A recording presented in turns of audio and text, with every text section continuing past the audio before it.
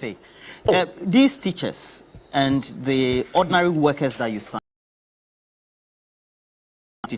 when the was investment, and do you agree some of these? Were you here in Ghana? Wait, let me respond to this. Some of these were you here in Ghana when invested in some of these fixed? You've asked the question. Let me respond. Financial instruments. Were you here in Ghana when the previous administration killed and collapsed our financial sector?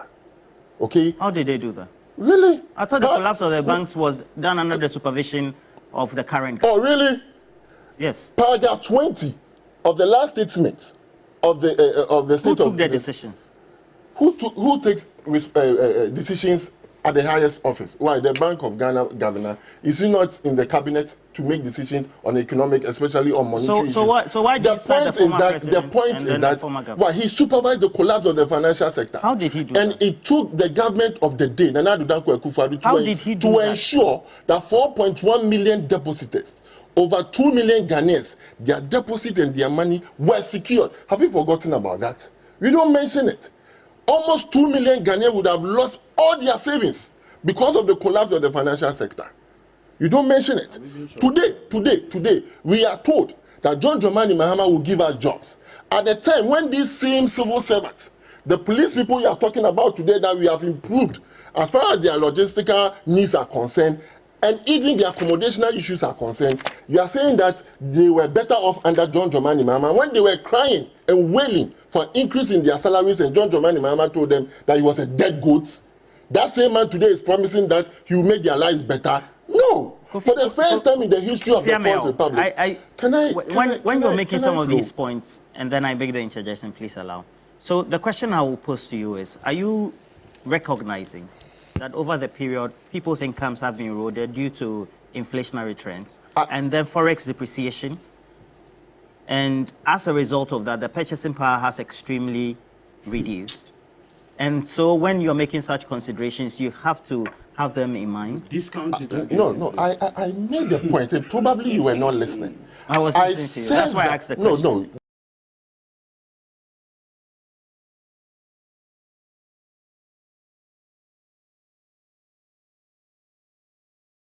Otherwise, you wouldn't have asked this question, because I said that. I said that we recognize that there has been an increase in the cost of living.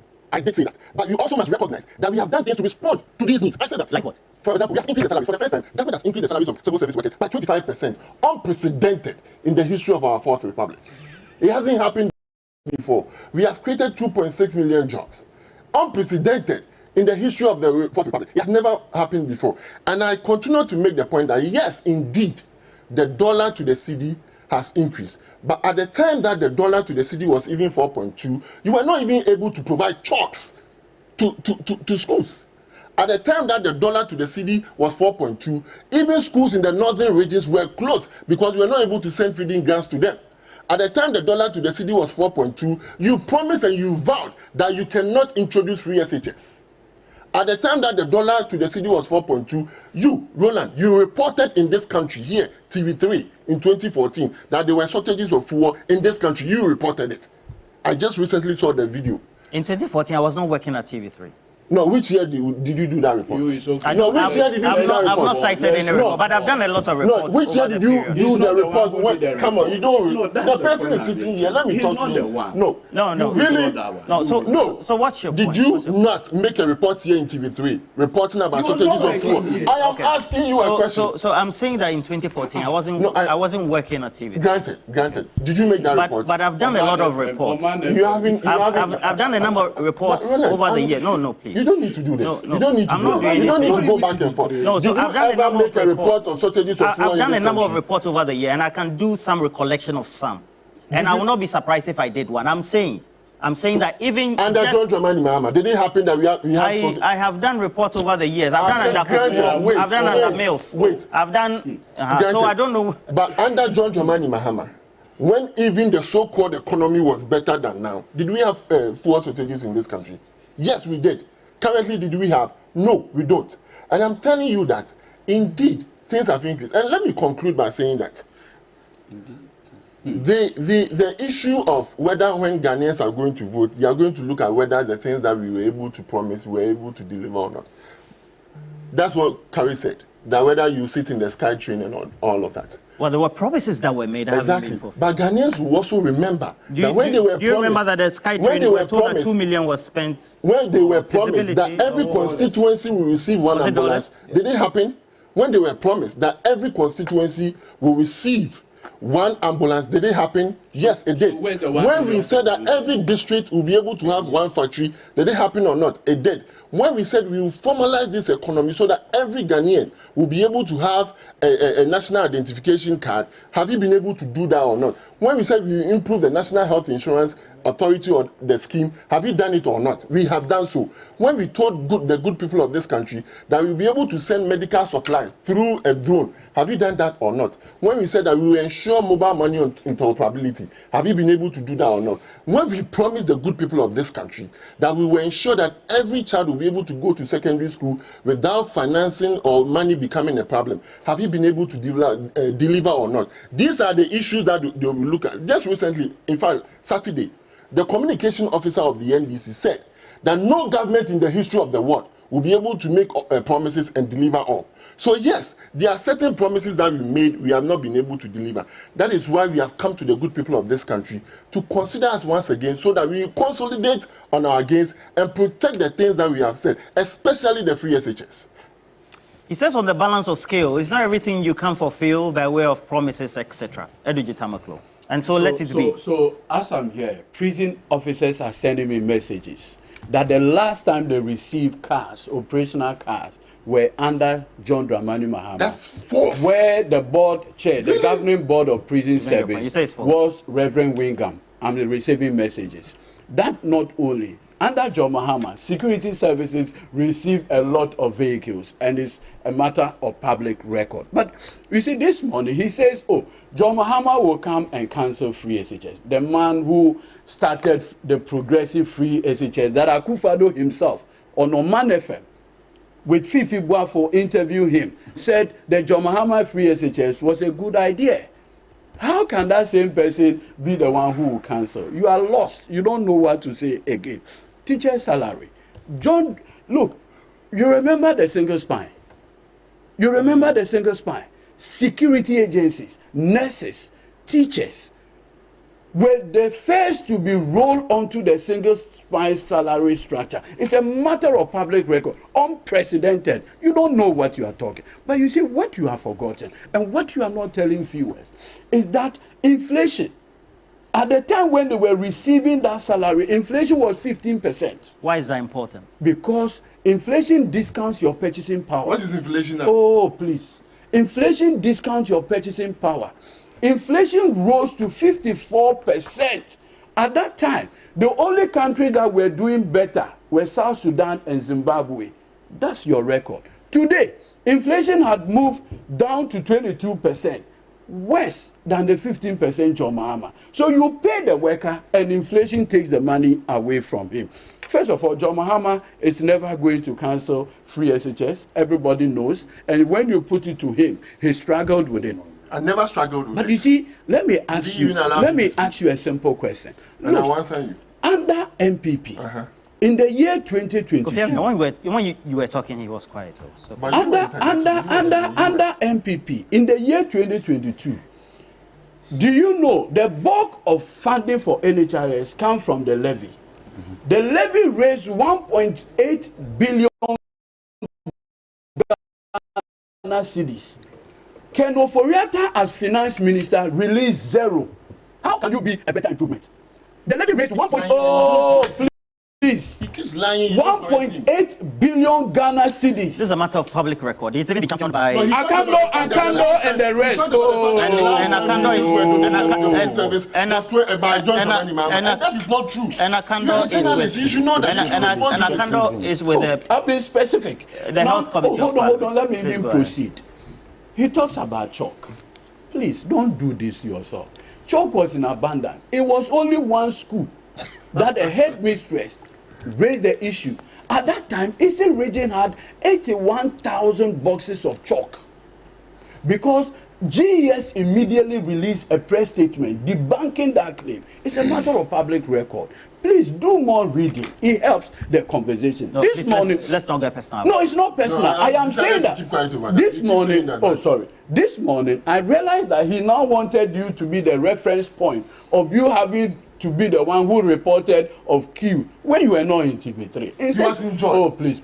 In such situation, what you do is that honorably. Well, I can't remember, but I'm saying I've done hold on, please. Yes. Honorably, I've done many reports. I can recount all the reports I've done. And I will not be surprised if I did. There's nothing wrong with that. What you do is that you honorably. Did he do it or not? Now, I want to find out. Constituents. In 2016, Dr. Bawumia and Akufo-Addo promise you that for every year they'll give your constituency $1 million. What it means is that each constituency is supposed to have been given $8 million. Question.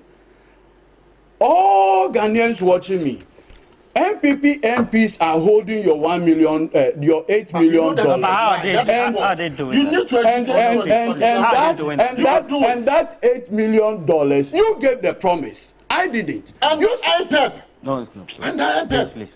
So what are you talking about? So I understand you to say that MPP MPs were given $1 million every year for 8 years. Constituents, I am asking you. No, it goes to the constituency.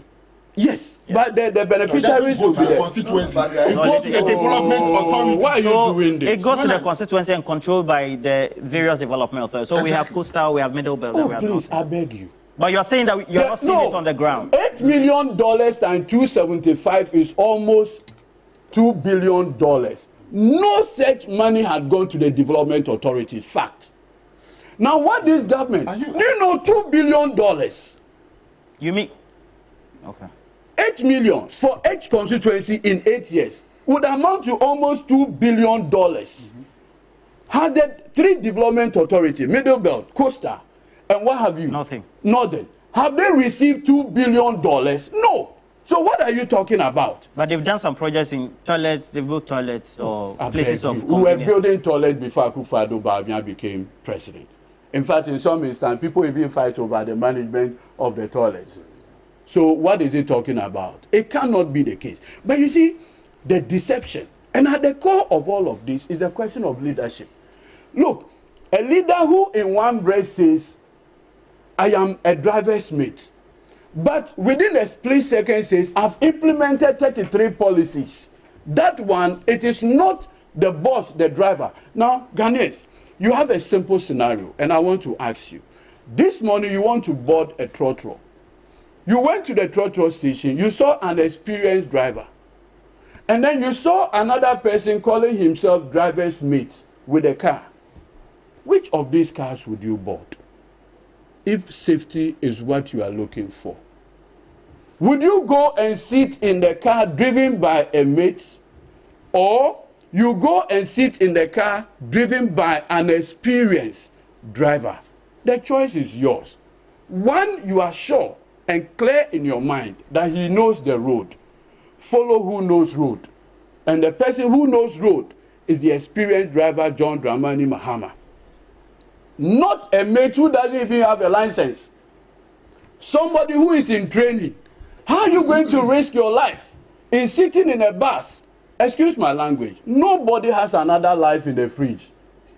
And so you can't risk it. So fellow Ghanaians, this one has labeled himself as the driver's mate. I didn't label him. How are you going to sit in a car driven by a mate? Not only a mate, an incompetent mate. Nobi, there's an argument also being made by communicators of government, and that is that we've seen a number of projects being commissioned over the last couple of weeks. And so that's testament to the fact that development is a key objective of the government. And so that should be a reason why voters should make that choice. Roland, I came to your studios this morning driving through the Flowerport interchange. Which one? Okay.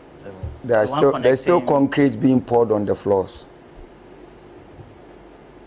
I don't understand. That's almost 2 weeks after commissioning. It is still uncompleted. There are still scaffolds under the interchange. This morning, you can send your reporters there right now.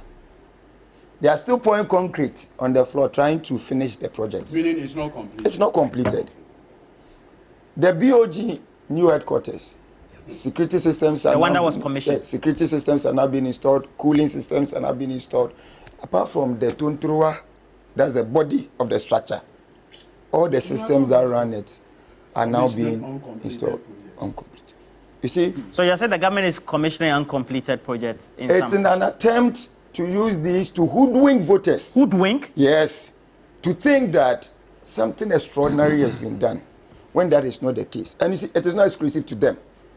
In 2016, we saw same hospitals that were commissioned with cameras only showing corridors and walls, without any theaters in there, with equipment, with machinery, and all that, which makes it a hospital. So you see, at the end of the day, even that flower pot interchange, it took 8 years. Project started in November. But what we know is that just putting up these projects over periods that do not make sense in construction terms should not be the reason why we go to the post to vote. And again, I'll quote W. Chodaku 2016. Vote for change, not interchange. Vote for change, not interchange. W. Chodaku tweeted in 2016. Why? Because whereas some interchanges have been built, you didn't have money. You didn't have jobs. You couldn't afford data. You couldn't afford power. You couldn't afford utilities. At the end of the day, the meat of the matter is the economy. It is the economy, the economy, the economy. And if these projects were done properly, were done and managed well, it will impact your local economy. You are saying that if things were well, Ghanaians should be feeling it in their pockets. So, what about the projects? If the projects were part of a proper economic solution, you feel it in your pocket. So just like in 2016, all the projects, whether it is Dubai, Circle Dubai, or whichever, did not yield any much returns in your pocket. It did not improve your purchasing power.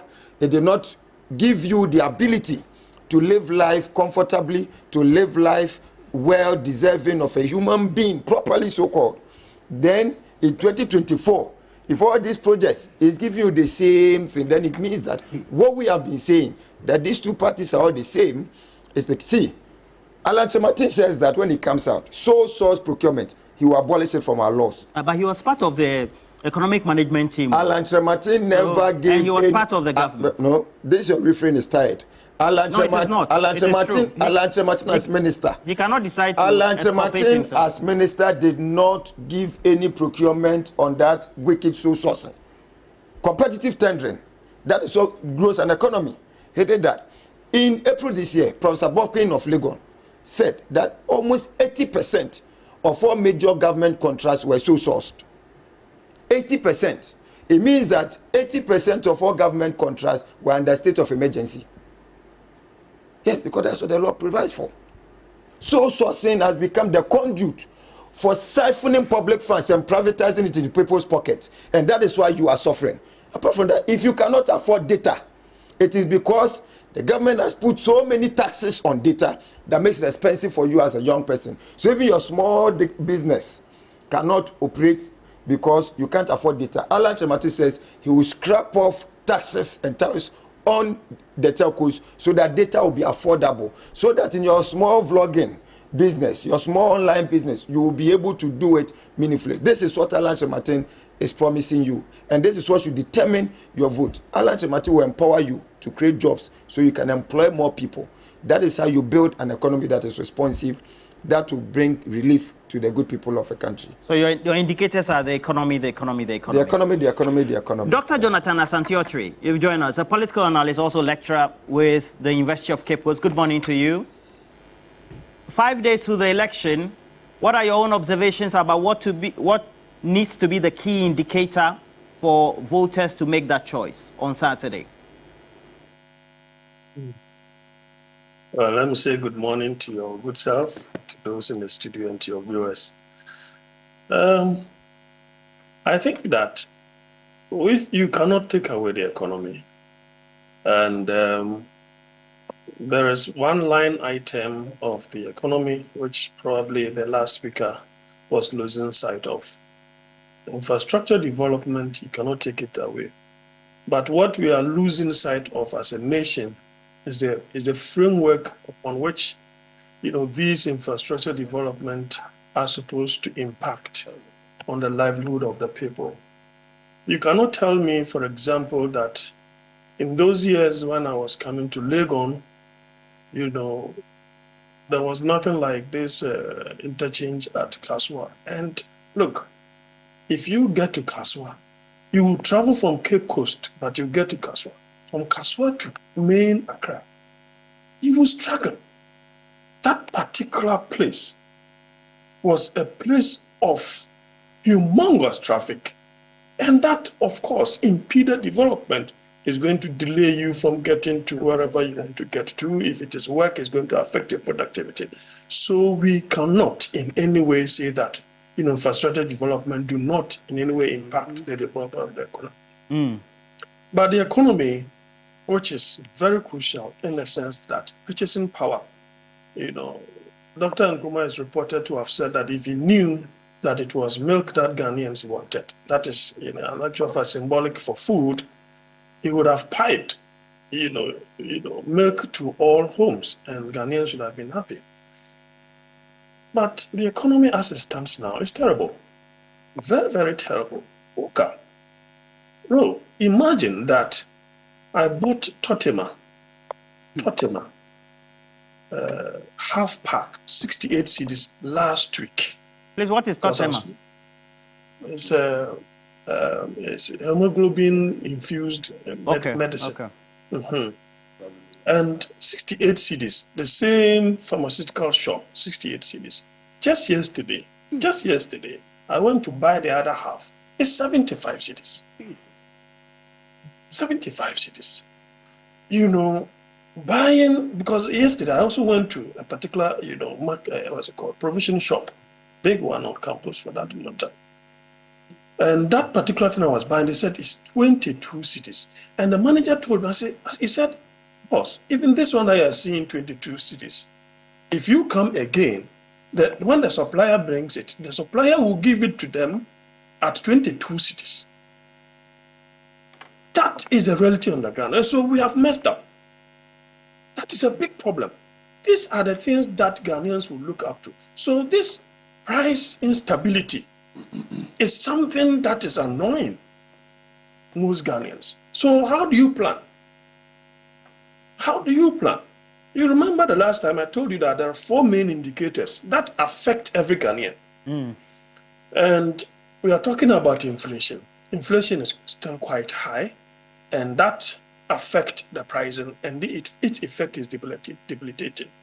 2, we need to expand the economy. How do you expand the economy when the interest rate that the businessman, is supposed to get credit at a lower rate so that he will expand his business and employ more, is so high? So that is why you have high unemployment. So joblessness, which is part of a problem, a product of the economy, people will use that to vote. 3, which I mentioned, debt to GDP is so huge. At the end of the year, we are going to end the year by 83%. Which means that government will have just fiscal space of 17%. That explains why government has abandoned important projects in this country. Like, Takoradi, what's it called, Market Circle. The Takoradi interchange has been abandoned and is growing weeds. The 4th one is the exchange rate. Look, someone posted a small vehicle on the Lexus platform, right? And that saloon car, I wish I could get the thing. Which one? Is it VIT or? It's not VIT. It is one particular one. It's a very nice car, but it's a saloon car. And it's a 2016 make, manufacturing year. It's going for 213,000 cedis. And I posted on the platform that, in fact, our currency is worthless. How did that happen? So you see, these people who are in these businesses, you don't expect me to be able to save that money. I have to go for loan to be able to do that. Is it easy for even a middle income Ghanaian to save up to 213,000 Ghana cedis and buy that small vehicle? Does it even make economic sense? But so it means that these people who are in these businesses are struggling. They still want to stay in business, so they are doing so. But those of us who will have to purchase these vehicles are struggling to buy. At the end of the day, their capital is locked up. These are the challenges. These are the four main challenges. You know, there are other things that are thin line items, Galamsey, which is a big problem on our hands. Our government has not demonstrated that genuine commitment to be able to do so. And you can see, you know, to be able to, for government to sit idle and give over 1,000 and something licenses. I ask myself, which land do you expect them to work? If out of this 1,000, everyone has 5 excavators, would this land, the land called Ghana, would we have anyone left? That is reckless. It tells you that government is compromised in this. And they themselves, you have agent, important personalities in this country, you know, having, you know, things of that nature. They are all embroiled in this kind of thing. It is not right. And come to think of it, something that even defines our value system, LGBTQ. We have tried, one way or the other, to parry it somewhere else. If at the end of 18, then it means that it wouldn't have impacted. It wouldn't have had any, you know, positive or negative impact on decision makers. Because as a president of this republic, your orientation ought to be a Ghanaian, not a European. Your orientation, your value system ought to be defined by the people you are leading. Not European or Western type of orientation. That is the kind of president that we have. So sometimes I ask myself, does the president have a stake in all of this? Well, is it the case that he's embroiled in something that we don't know? Because to be frank with you, your action in action points to the fact that you are not ready. It's just unfortunate. After all, but the money that we have been taking from these Western people, how has it solved our problems? That which defines us, that defines our culture. You see, that defines our humanity. Dr. Santiago, yes, Roland. When it comes to the LGBTQ issue, the president says that when we have the mass opinion or the mass number of people sharing opinion for, then, and then subsequently he went to that Anglican church in Kumasi and said, as for him, he doesn't. So I think the president has been very categorical on it. What gives you the misconception that he doesn't? Is it because the bill that was passed by Parliament, he hasn't assented to it or what? Because at the end of the day, he also says that he has taken due notice as the head of the executive of ongoing related legal matters before the court on the subject. You see, we were here when the minority took e-levy to the Supreme Court, but the president signed it. Why did he do that? That is inconsistency. The president has been very inconsistent when it comes to this. For you to say that which you said, that if there is that high advocacy, who knows, maybe it could be like the UK this time. That was the beginning of emboldening those people to go and set up an office. That was very wrong on his part. Okay. Very wrong on his part. I mean, he got it all wrong. We need to. You see, it ought not to be someone else's problem. It ought not to be someone else's problem. This particular thing that you mentioned, he spoke in terms of marriage. Nobody is saying marriage. Okay. We are saying that, you see, if the president really wanted to ensure that this thing is done under his regime, your own MPs, not a single one, dissented. So the president, the entire, MPs that represent the entire nation, both sides, all appended. They all agreed, they acceded to this. Why should the president dissent? Okay, point made. Now, let's quickly come and then spend the next 10 minutes speaking on the Electoral Commission. You know, they've been communicating, printing of ballot papers, problems, etc. Just 3 minutes on that. What's your own view about the announcement that the Electoral Commission has been making and how it can affect trust for it for the Saturday event? Well, I think that the elections should not just be free, fair, and transparent and peaceful, but the sanctity and the integrity of the elections must also be upheld. Because when we lose that, it might also create equal challenges as though it wasn't peaceful or transparent or fair. Because we've had a history in our legal system where the MPP, let me summarize it, Nana Danko Ekufa, Dr. Mahmoud Bawumia, Jacob Obechebilamte, the late, took the validity of the 2012 elections to the Supreme Court, and among other things, cited some irregularities, infractions, malpractices, omissions, and statutory violations, as some of the key issues to make the elections invalid.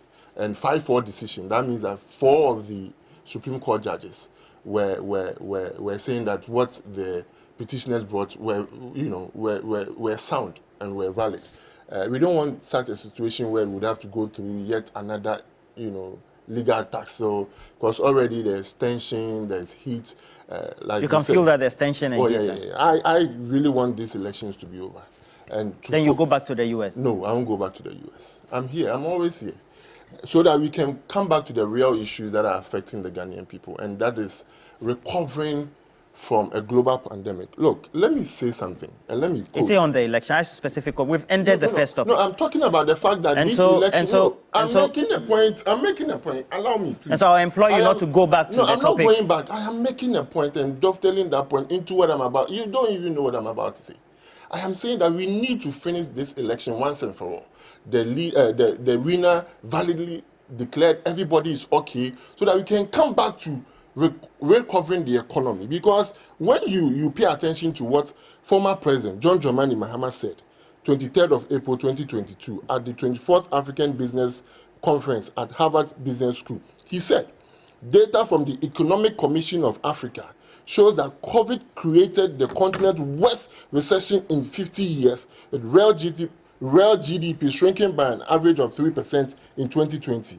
Before the pandemic, what's your point poverty with this? reduction Please don't read was all. already What's your a point major with challenge. this? Then he came back to say you only have all 3 governments minutes. all over the world, it became necessary for African government to take decisions, blah, blah, blah, blah, blah, because of the pandemic. So my point is that we need to make sure that these elections are free, fair, and transparent, and its integrity protected, so that at the end of the day, we will have a new government under Dr. Mahmoud Bawumia to help us recover from this cascading effect of the global pandemic, which of course has bedeviled us and causing all sorts of issues, especially in our economic life. So for me, and clearly, we must make sure that we make progress and we ensure that at the end of the day, these elections are free, fair, and transparent. Edigi, what would you make of the Electoral Commission and I think the things that are happening with the Electoral Commission, I've always said, there was a glorious opportunity by the Supreme Court to have allowed the Electoral Commission chairperson to testify.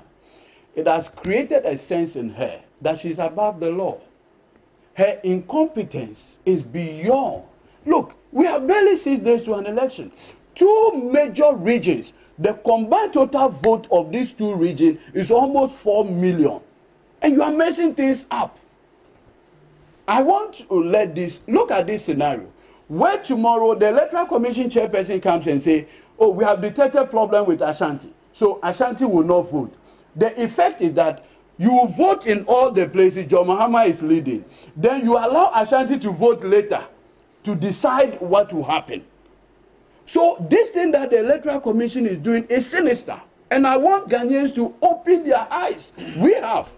And look, let me use this platform to assure the good people of Ghana, we are going to protect their vote with everything legitimate that is required.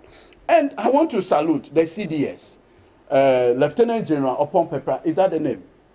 I think so. He had resisted the attempt to use the military in the election.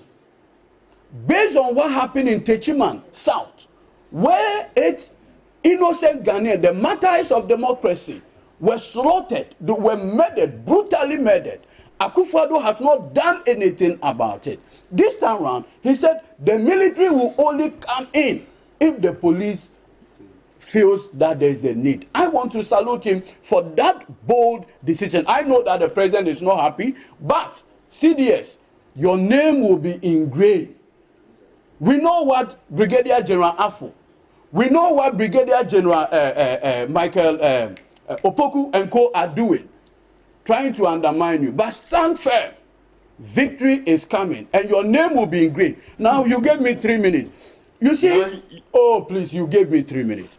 I want to say something. On the Harvard platform that he alluded to, mischievously, he didn't read what JM said. JM provided, please. JM provided. Was it not what he said? He's attacking me. You've allowed no, him he's to not attacking attacking you. He's only rebutting what you said. No, he's not. He's not attacking don't do that. John, when you were doing it, he was... John Dramani Mahama, what I read was it on the Harvard platform, alluded to the impact of COVID and zeroed into Ghana and said Ghana is an outlier. And that the problem with Ghana related to the unbridled election spending. And that is what made the Ghanaian problem a bit exceptional. And stated that by 2020, we did a budget deficit of 15%. It was in the speech. Yes, it's all in the speech. So he conveniently read that portion out. I have the speech. And you see, oh, please. And John Mahama, and why are you doing this? The world can suffer, but Ghana shouldn't suffer. John Mahama was clear in his mind. And he said, look, yes, pandemic had impact. But in Ghana, in 2020, the government decided to spend outside its budget by 15%. And that is what created the economic challenge that we are battling with. And that thing has never been responded to because that is the data, what the data says. But I want to conclude on rather this sad note. My brothers fishermen who are watching me today, in 2016, you needed 3,600 Ghana cedis to buy an outboard motor. Today, you need 38,000 cedis to buy the same outboard motor. Baumia and my brother Amiyah says they have done better. Look, instead of apologizing, they are rather insulting our intelligence. And that is why in this particular election, we are reminded of one thing. The driver's mate who lent under an incompetent driver Banza cannot be a mate that you can trust. The verdict was given by Dr. Baumia himself. He said, I am a mate. How can you trust your life in an incompetent, unlicensed mate? It is not possible. Mr. Nobi, the EC, their actions and their rebuttal, the way they are reacting to some of the things, and it's just some few days to the election. Does it put the election into jeopardy? Does it decrease the sort of trust that is needed or diminish it at all? I think the EC's conduct is giving signs of trouble. And I believe that the Electoral Commission owes this country a duty to conduct itself in a manner that will keep and maintain the peace. Roland, we are told that 2 regions have had their ballot papers recalled, and that those will be shredded or bent, and the new ones printed. Why? Because according to the EC, there's been leakage of the ballot papers. Is that not what they said? No, for this very one, they said there was defacing of a ballot. And there was a leakage of a ballot paper, yes. Yeah. So you see, anytime we're calling for greater engagement and collaboration with the EC, that the EC should be open and transparent more, we were called names. And the EC has been opaque and has not been listening. This is where we are now. The Electoral Commission on Saturday wrote and communicated that I think one of the printing houses, that they had papers that were going to be shredded. And by standards, you shred it in the presence of all agents, right? They communicated to us in writing that they will be doing the burning of the papers at 10 a.m. on Saturday. And these are Related to your party as well? Yes, facts. At 10 a.m. Our agents were at the venue of the burning at 8:30. Only for them to be told later that the burning happened the day before.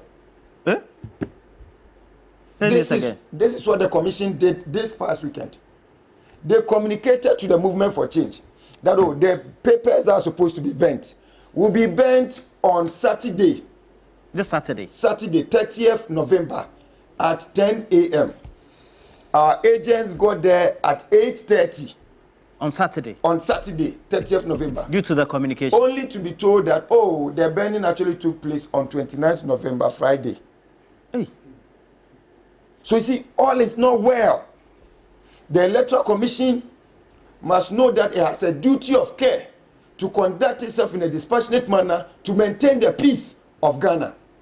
They can't steal the election for violence. See, this election, Please, there are so many things that are crucial in this election. Millions of unemployed young people believe that this election holds the solution to their conditions. So the EC must know. I am glad that the Chief of Defence Staff has made that decision. See, Colonel Opoku, Brigadier General Opoku, should have no place in Ghana's election. Absolutely. After Ayawaso West will go. How? He led an onslaught that brutalized innocent citizens. Ghanaians were shocked. The recommendation was that he should be penalized. He has been promoted by President Akufo-Addo. It means that he's the president's hatchet boy. Such a person should have nothing close to do with elections. What it means is that if this election suffers any violence, President Akufo-Addo and the kind of people he's appointed to the Electoral Commission, politically colored people, the kind of people he has appointed to the security services, politically colored people whom he's trying to use, should be blamed. Lastly, this election on the ballot paper are not just issues of policy and the likes, but also, Roland, issues of whether Ghana will maintain the covenant that keeps this country. This is a covenant nation. At independence, President Nkrumah led a service where this country was dedicated to God. And I mean the God of Israel. On the ballot, it's as to whether we maintain that covenant or betray that covenant. As you deny my faith, you cannot even stop LGBT and you are telling me this is a very important matter. No, it's okay. Let me read some comments and then we'll go to the magic wall, get the latest from Pakwesi. You know that today is a special voting. Gentlemen, Kofi Ameya, where did you Tamakulu and then Nobi. Now, I have this one from... Please. Let's have some silence on the table. Let's have some silence. Landlord Boga D-Line says,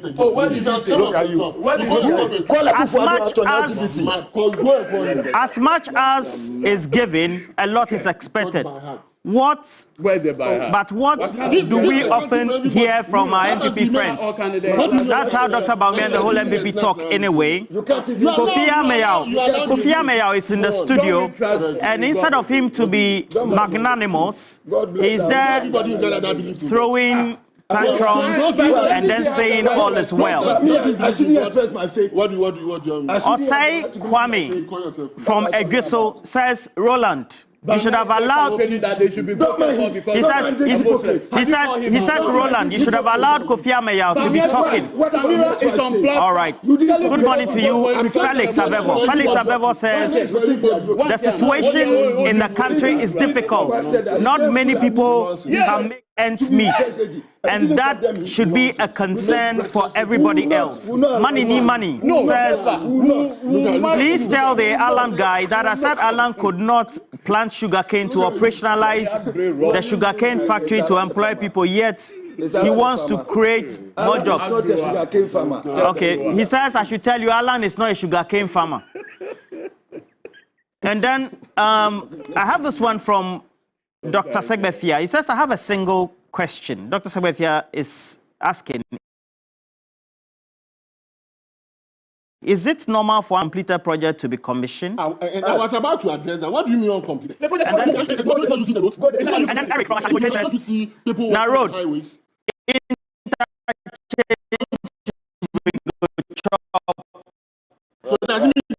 working on maintaining the new project. What are you talking about? The new project. Sampi Yale says, how can salaries in 2016 be wisely compared to salaries in 2024? What about inflation? The cost of living and the human development. Today, a minimum wage of 13 Ghana cedis is less than the cost of a loaf of bread, you say. All right. What size? So we have... Thank you very much, Kofi Ameyaw, and then also Nobi, and then Edwige Tamaklo, wishing you all the best. Let me see, I have this one. Chairman Prosper says, Roland, I don't like what you're doing. You always disrupt Edwige Tamaklo. All right.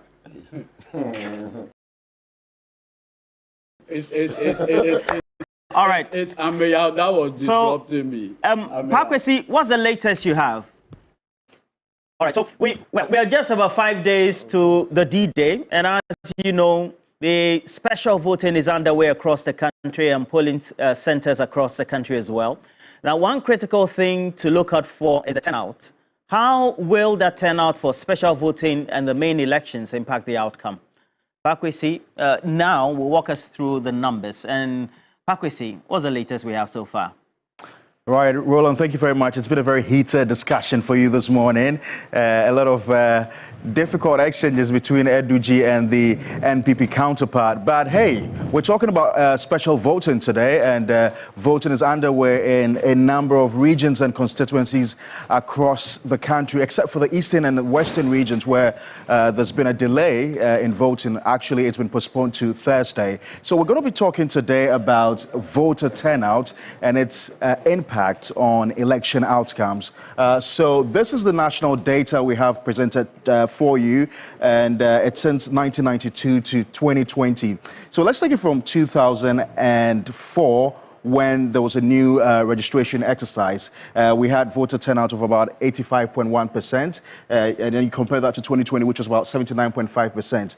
Now, you'd realize that anytime the voters register is open for new registration, the turnout goes up massively. So we saw that in 2004, 2012, and then 2020. So it's done after every 8 years. So in 2004, when the voters register was open, we had 85.1%. And then in 2008, the numbers dropped. It went up again to 79.5% in 2012, and then it dropped in 2016 to 69.3%, and then went up again during the last election, which was in 2020, to 79.5%. So what we have here is a -10 drop and a +10 drop. So between 2012 to 2016, we saw a -10% drop in voter turnout, and then a +10% increase in voter turnout. So this is the picture of the national voter turnout. Keep in mind that anytime we've had a voter registration exercise open for new registration, the voter turnout goes up, at least since 2004. That's the figure we're presenting to you today. Now, let's take a look at the Greater Accra region. Let's take it from 2004 to 2020. So you realize in 2004, for Greater Accra region, we had 84.4% voter turnout, and then that dropped to 67.1% in 2008. It went up again to 77.9% in 2012. Now, you'd realize that in 2008, that was when the NDC won the elections. In 2008, with John Mahama and President Atta Mills, of blessed memory. In 2016, Nana Dankwa Akufo-Addo also won the elections. Greater Accra turnout was 65.6%. So you'd realize that anytime the Greater Accra region is dissatisfied, is apathetic, you'd realize that voter turnout goes down, especially is disappointed or apathetic towards the ruling government. You'd realize that voter turnout goes down. And so in 2008, when the NPP was in power, we saw voter turnout drop to as low as 67.1% from 84.4% in 2004. And then in 2016, you saw that drop also from 77.9% to 2016. In 2016, John Mahama was in power. So you realize what the Greater Accra region did. People did not turn out in their numbers to vote. And it was the same thing that happened in 2008. And when that happens, you can tell that there's so much dissatisfaction, disaffection, and a lot of people do not turn out to vote for the incumbent. Now, the next slide gives you a picture of Greater Accra and the national picture. So the green is for national and the black is for Greater Accra. So clearly you can see from 2008, when national was doing 69.5%, the Greater Accra region was doing 67.1%. And these are the periods that the power changed. You know, we had a power change from the incumbent to the opposition party. And then in 2016, while the national was doing 69.3%, the Greater Accra region was doing 65.6%. So, I mean, when you look at the figures we've given you so far, we expect that in 2024, we didn't have the voter register open for new registration. We do not expect voter turnout to go as high as 79.5%. No, we don't. We expect it to go between 69 to a little over 70%. That is what we anticipate for national turnout and also for the Greater Accra region. Now, let me give you the sense of the Ashanti region versus the national. So since 2004, you notice the Ashanti region was doing 88.7%, while the national was giving us 85.1%. In 2012, the national was doing 79.5% turnout. The Ashanti was doing 84.9%. In 2020, national was doing 79.5%. The Ashanti was doing 82.9%. So it tells you that the Ashanti region behaves quite differently. I mean, they have given us the highest turnout since history. So even when the people of the Ashanti region are dissatisfied or unhappy with the NPP, which is their stronghold, voter turnout is still very high. With an average of about 80% average, that's what the Ashanti region is doing. So that is a place to watch. I mean, voter turnout is always high. When you start from, except for the case of 2000, where we had a turnout of about 65.1%. But since 2004, we've seen 88.7, we've seen 2012, 84.9, and then in 2020, we've seen 82%. So that's what the Ashanti region has been doing over the years. Let's look at the Volta region. Since 2004, we saw 87.7% for the Volta region, which was higher than the national of 85.1. In 2012, we saw the Volta region 79.5. So in 2012, you clearly see that the Volta region compared to the national was a bit down. And then in 2016, the Volta region did 60.7% as against a national of 69.3%. What does this tell us about the Volta region? Now, the Volta region is the stronghold of the National Democratic Congress. And so after 8 years, when they are not satisfied with their party, you realize that the voter turnout drops. And that's why we saw a drop of 60.7% in 2016. They would not necessarily vote for the NPP, but you will not see that massive turnout that you would see in the Ashanti region when they are dissatisfied with their party. So that's what, you know, the Volta region gives you. That's a picture the Volta region gives you in election periods. So for the northern regions, let's now go to the northern regions. You'd realize that since 2008, when Dr. Bawumia was announced or elected as running mate for the New Patriotic Party, we've seen the numbers go up from 76% in 2008 to 88.6% in 2020. Let's check the other northern the 5 regions of the northern, see what the picture looks like also.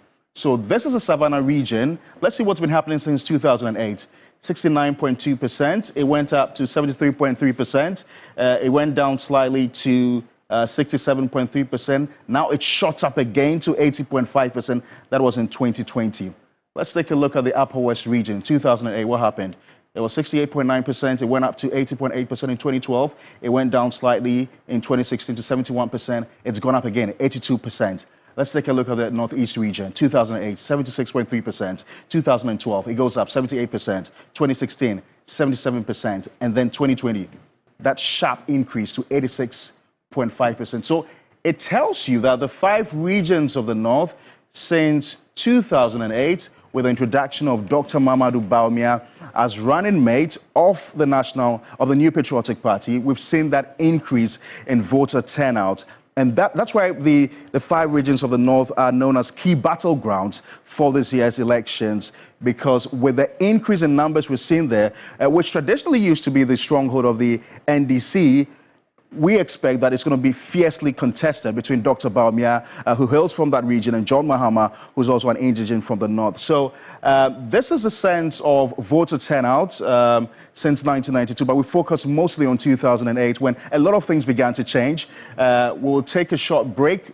We'll return and give you some more analysis on the election 316.